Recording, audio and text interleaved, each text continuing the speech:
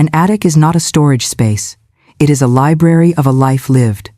Every box, every piece of shrouded furniture is a chapter. The scent of aged paper, cedarwood, and the faint, lingering perfume of my mother's lavender sachets is the language of my past. For the 2 years since my husband, Edward, had passed, this room had become my sanctuary. Here, surrounded by the quiet, sleeping artifacts of our 45 years together, he felt less gone. Edward was a man who lived and breathed history. To the world, he was a renowned historian, a sought-after appraiser of European antiquities, a man who could tell you the life story of a duchess by the stitching on her gloves. But to me, he was the man who, on our first date, spent an hour tracing the history of the silver spoon in our dessert. He didn't see objects, he saw stories. And our life together was the greatest story he ever collected. If you are listening to this, perhaps you too have a place where your memories reside. Please consider subscribing and let me know where you're watching from. Because this is a story about the stories we keep, about the difference between a price tag and true value, and about what happens when a history that is cherished is dismissed as trash. The invasion began on a bright Saturday in May. I was in the attic, carefully dusting an old Victrola, when my daughter-in-law, Amelia's, voice cut through the sacred silence like a shard of glass. "Beatrice, what on earth are you doing up here?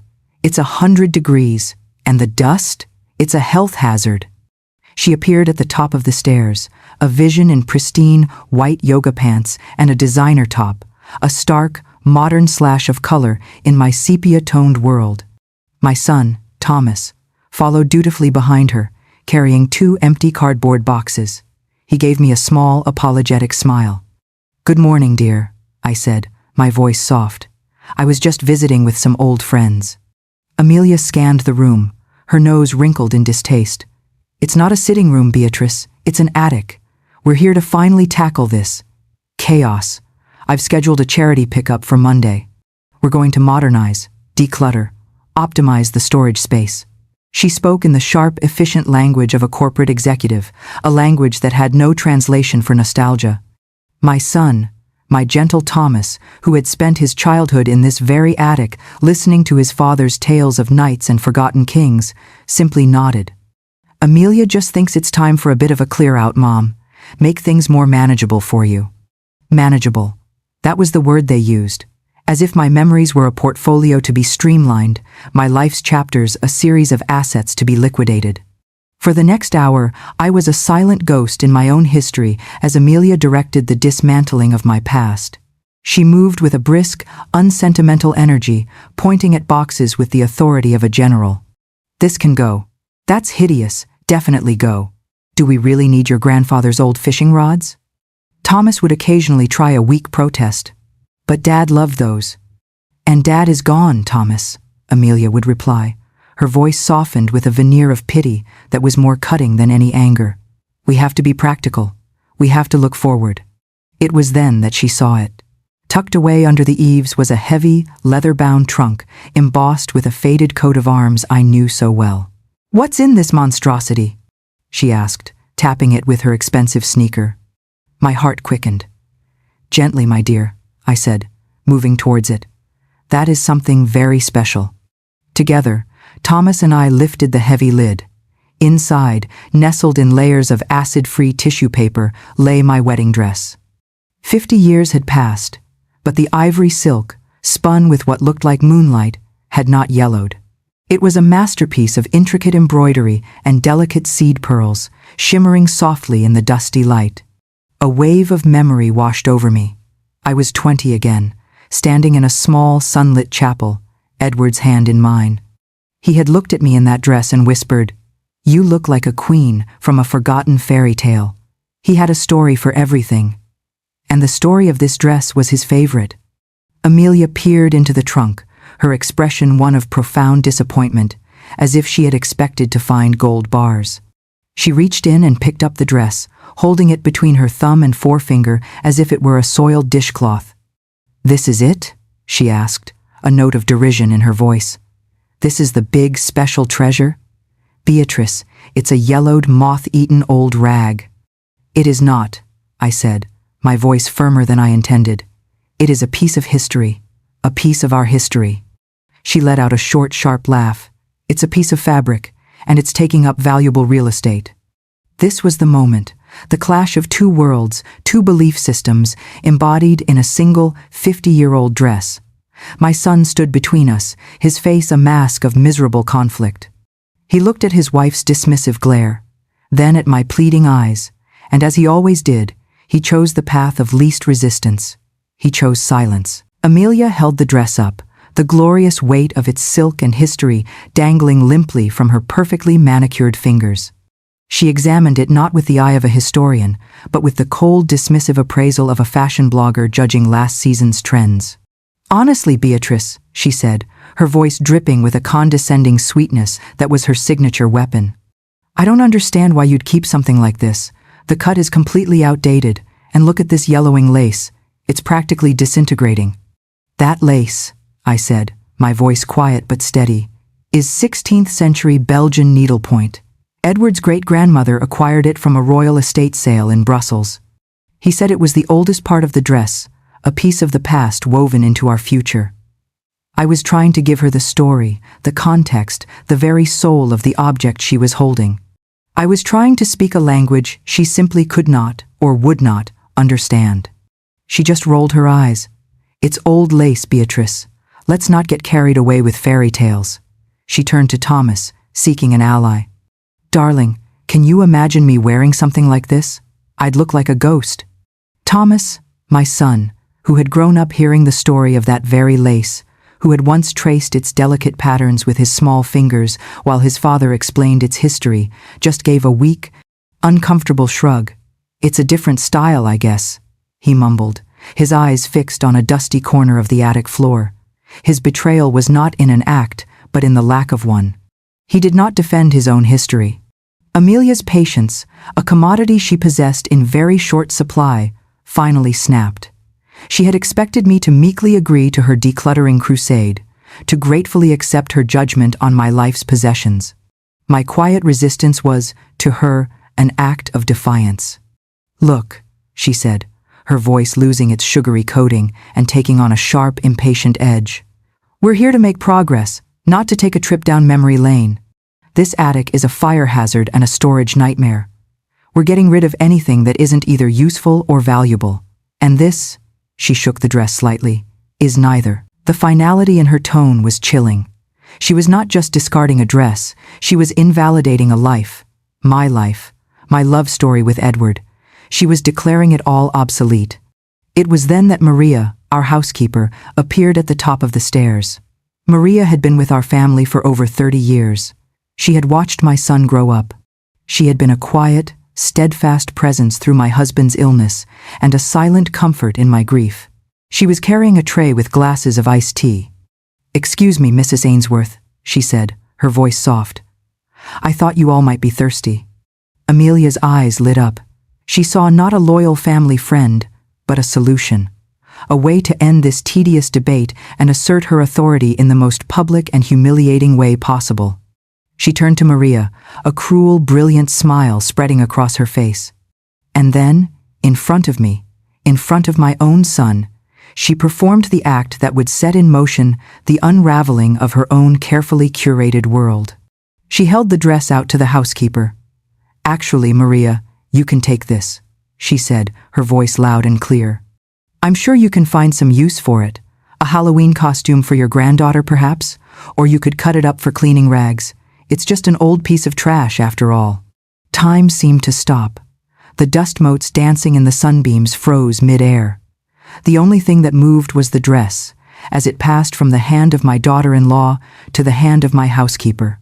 It was a transaction of breathtaking cruelty, a symbolic transfer of my most cherished memory to the status of refuse. Maria stood there, her dark, kind eyes wide with shock. She looked at the magnificent dress in her hands, then at me, her face a mask of disbelief and profound sympathy. She knew the story of this dress. She had helped me pack it away in this very trunk 30 years ago. I looked at Thomas. His face was pale. He finally looked up from the floor, and his eyes met mine.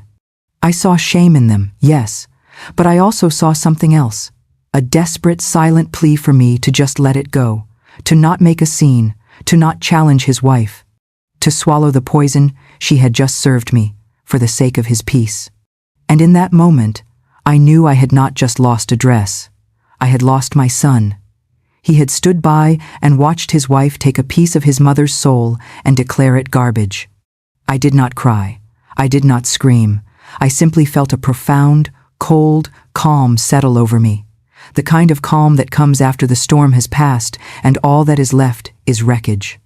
Amelia had intended to humiliate me, to prove that my sentimental past had no value in her modern world. But all she had done was reveal the true poverty of her own spirit.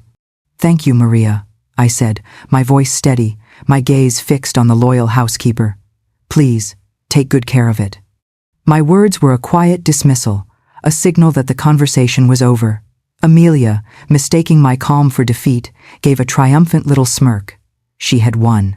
She had cleared out the old trash and asserted her dominance. She turned to my son. "See? That wasn't so hard. Now, let's tackle these boxes of old books." She had no idea that she hadn't ended the story.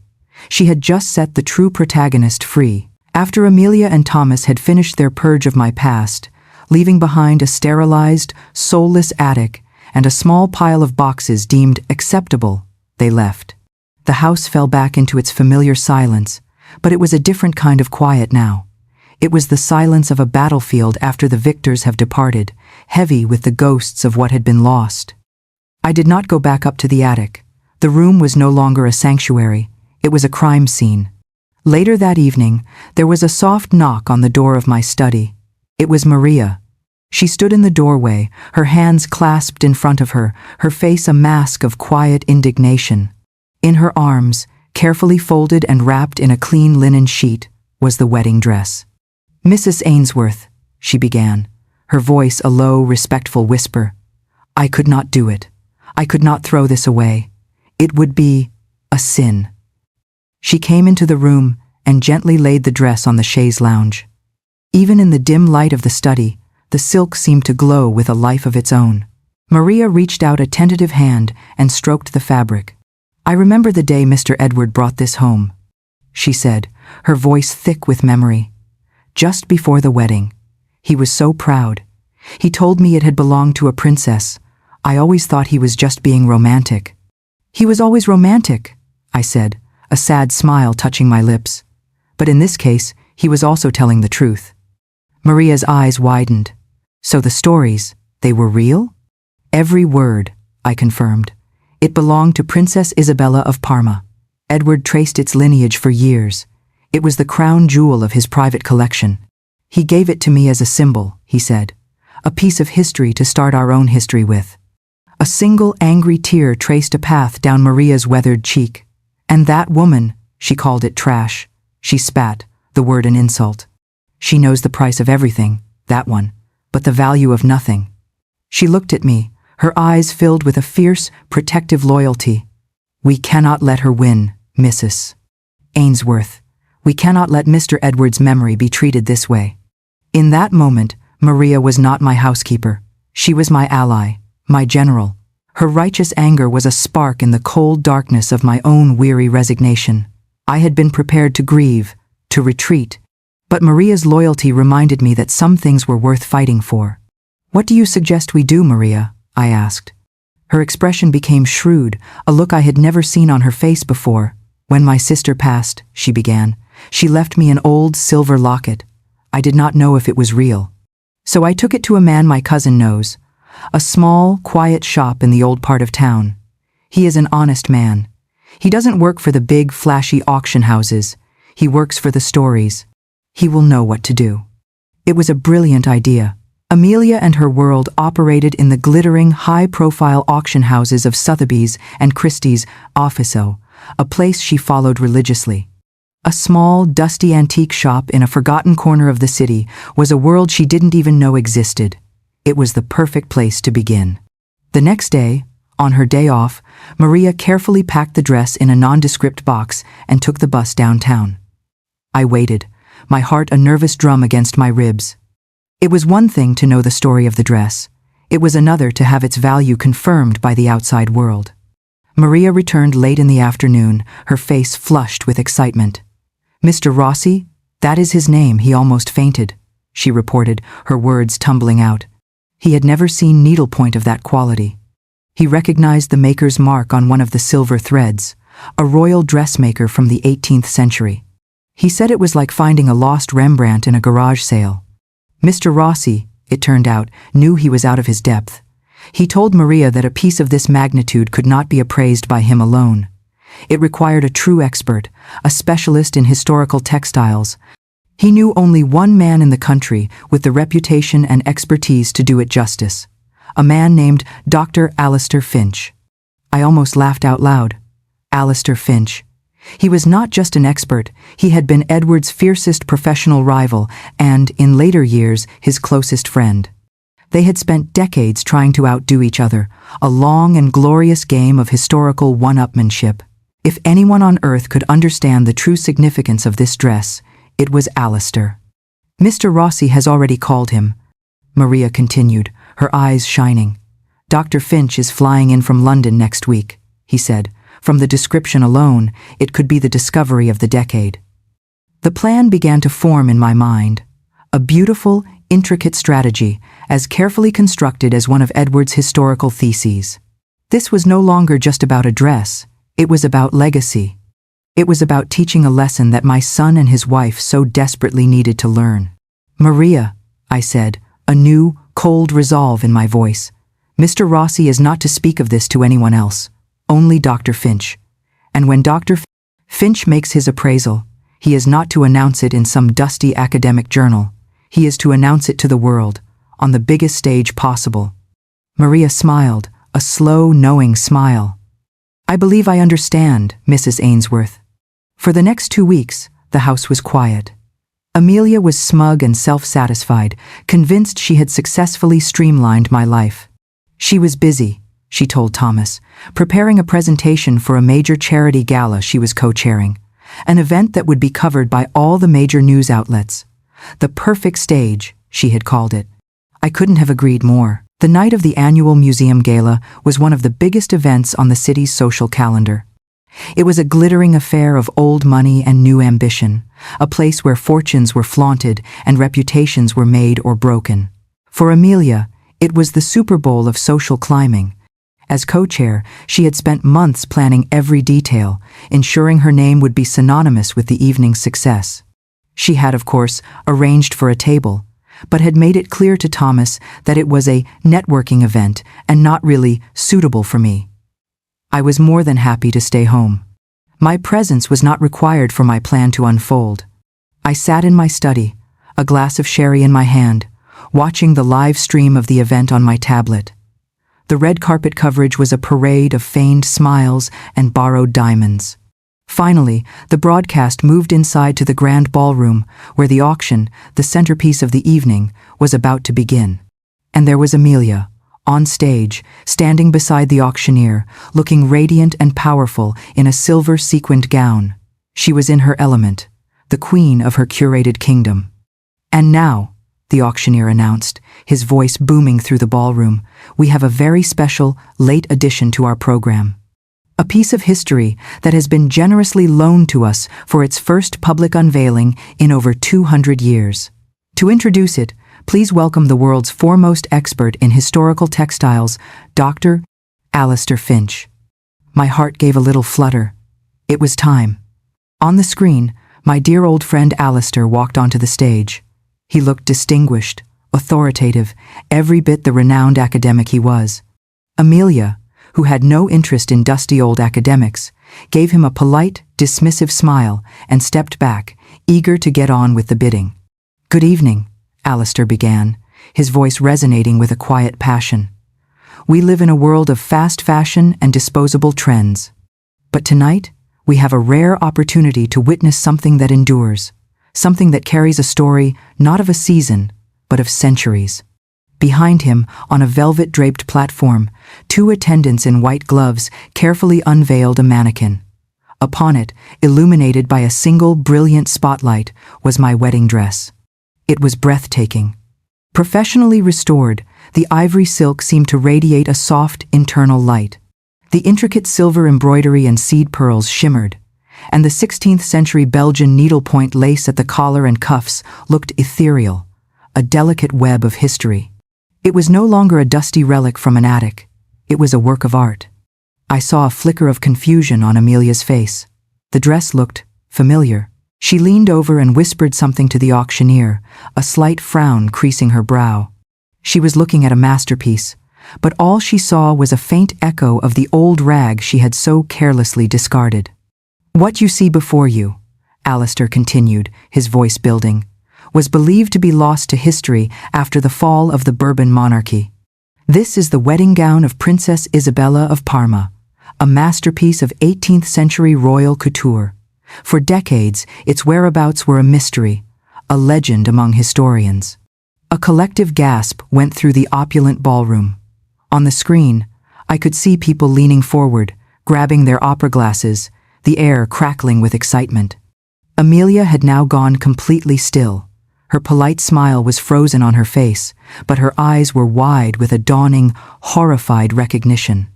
The camera did a slow, reverent pan over the dress, lingering on the delicate details, the exquisite craftsmanship. "The dress is a marvel in its own right," Alistair explained, "but its true value lies in a hidden secret." He put on a pair of white gloves and, with the reverence of a surgeon, he pointed to a small, almost invisible detail embroidered into the hem with silver thread. "This is the royal crest of the House of Bourbon, but look closely." The camera zoomed in. Woven into the crest are 3 perfectly preserved seed pearls. Recent analysis has confirmed that these are not just any pearls. They are part of the legendary lost collection of Marie Antoinette. The ballroom erupted in a flurry of excited murmurs. The revelation was a bombshell. Amelia's face was now completely white, a stark contrast to her dark red lipstick. Her eyes were fixed on the dress, her mind clearly racing, trying to reconcile the impossible truth with the memory of her own dismissive words. "This old rag is trash." "This piece," Alistair declared, his voice ringing with triumph, "is more than just a dress. It is a historical document, a priceless artifact of a lost age. We have had it insured for the evening, and a conservative valuation places its worth at approximately." He paused for dramatic effect, letting the entire room hang on his next words. Amelia was no longer breathing.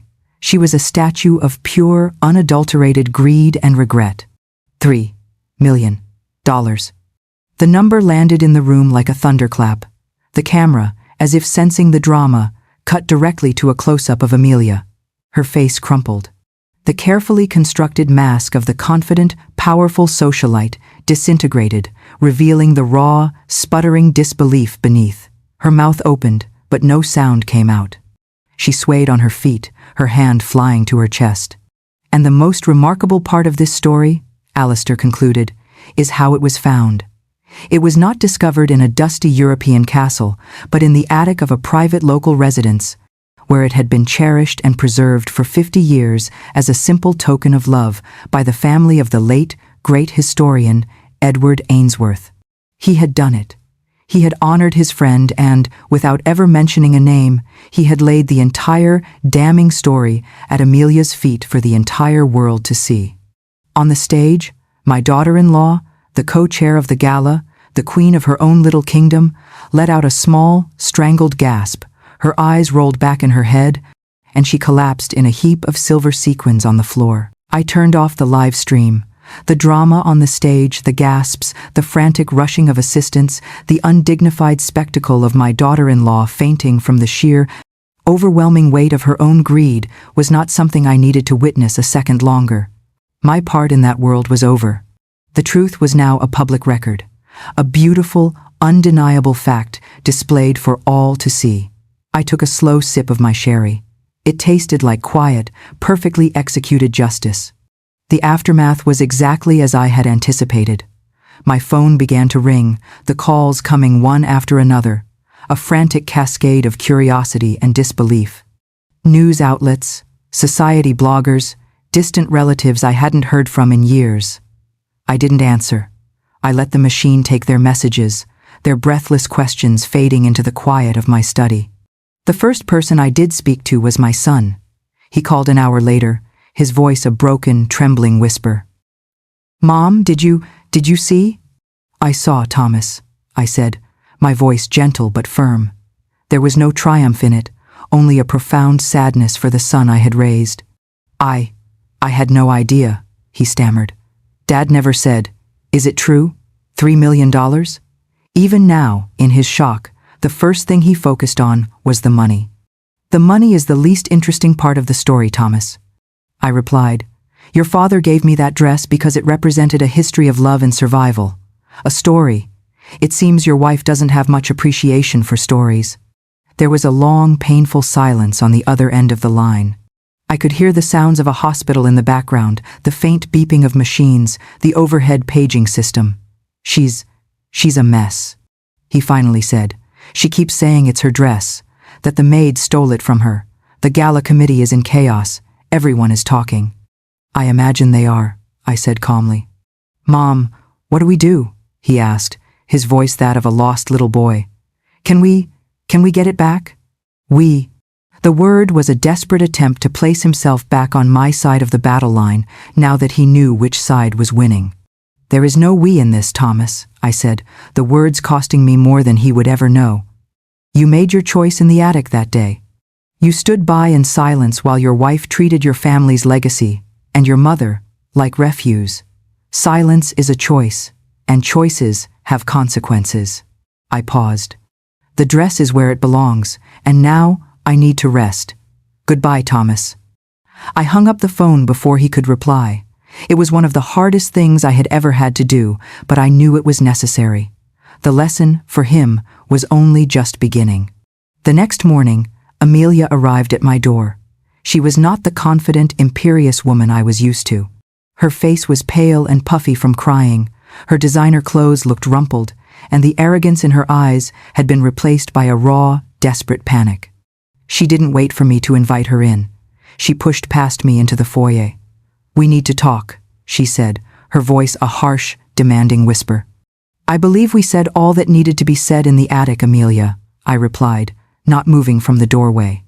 "That dress is mine," she hissed. "You heard the man. It was in our attic. That makes it marital property. Thomas and we have a right to it." I looked at her, at this woman who was so consumed by greed that she couldn't see the absurdity of her own argument. "You declared it to be trash, my dear," I reminded her gently. "You gave it away, freely. In fact, I believe your exact words were, 'Cut it up for cleaning rags.' A gift, once given, cannot be reclaimed simply because you later discover you've made a terrible miscalculation of its value." Her face contorted with fury. "That maid, that treacherous old woman, she stole it. I'm going to sue her. I'm going to sue everyone." It was then that Maria stepped out from the hallway behind me. She stood tall, her expression calm and fearless. "The only treacherous person here is you, Mrs. Ainsworth," Maria said, her voice steady. "You tried to throw away a treasure. I simply saved it." Amelia looked as if she were about to lunge at her, but I stepped between them. "That will be enough, Amelia." My voice was quiet, but it carried an authority that made her freeze. The authority of someone with nothing to lose and nothing to prove. "The dress is not yours," I continued. "It was never yours. It was a piece of my history with my husband. You had no respect for its story, so you have no claim to its price. Doctor Finch is holding it in a secure vault, and I have already made my decision about its future." Amelia stared at me, her eyes wide. "What decision? You're going to sell it, aren't you? We can split it. 50-50. No, 60-40, for my trouble." The sheer, unadulterated greed was almost breathtaking. I let out a soft, weary sigh. "Some things are more valuable than money, my dear," I said, the words echoing what Maria had said in my study. "A lesson you have yet to learn." "As the sole, legal owner of the dress," I announced, "I have signed a deed of gift, a donation. The dress will be the centerpiece of a new permanent exhibition at the National Museum, dedicated to the life and work of my late husband, Edward Ainsworth. Its story will be preserved for generations. It will be admired and studied. It will be honored. Its value will be in its history, not in a bank account." Amelia simply stared at me, her mouth opening and closing like a fish. The idea of giving away $3 million for something as abstract as history was a concept her mind could not process. She had lost, completely and utterly. She had not only lost the money, but she had publicly exposed herself for exactly what she was, a shallow, grasping materialist. Her carefully crafted social standing was in ruins. "Now," I said, my voice softening slightly, because in the end, she was still the wife of my son. "I suggest you go home. You have a great deal of apologizing to do, not to me, but to Thomas. You have made him complicit in your disrespect and your greed. Whether your marriage can survive, that is a question only the two of you can answer." I opened the door wider, a clear, final dismissal. She stumbled out, defeated, a queen dethroned by her own ignorance. As I closed the door, Maria and I looked at each other. A slow smile spread across her face. "Mr. Edward," she said, "would have been very, very proud of you today, Mrs. Ainsworth." And in the quiet of my home, surrounded by the true treasures of my life, loyalty, memory, and love, I knew that she was right. Thank you for listening. Don't forget to subscribe and feel free to share your own story in the comments. Your voice, believe me, always matters.